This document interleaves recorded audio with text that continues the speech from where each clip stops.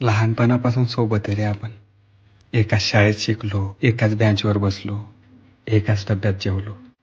आणि इथून पुढे कॉलेज पण नसणार आहे. अरे शाळा आणि कॉलेज संपलं म्हणून काय आलं? अरे मी शब्द देतो, आपली दुसती ना अशीच राहणार. भावा, तू माझा कृष्ण हो, मी तुझ्यासाठी सुदामा बनून जगायला तयार आहे. आणि तू माझा शंभूराजा हो, मी तुझा कवी कलश म्हणून मारायला तयार आहे.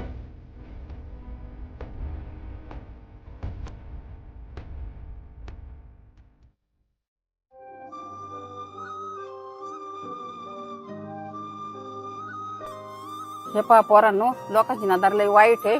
कायम सोबत राहा. कशाला काळजी करते आजी? मी सोबत असताना तुझ्या नातवाला कोणाची नजर लागन का? हा नातू आहे आणि तू कोण आहे? तू पण नातूच आहे ना माझा. अगं हो, नातूच आहे तुझा. बरं आता जाऊ का? सरपंचाने बोलावलं बंगल्यावर, अर्जंट काम आहे. चल. फोन आला का निघाले पळत. सरपंच काय तुम्हाला गाठवड देणार आहे काय? अगं सरपंचाचे विश्वासू कार्यकर्ते आम्ही, चिल्लर चुल्लर कामासाठी नाही बोलत आम्हाला.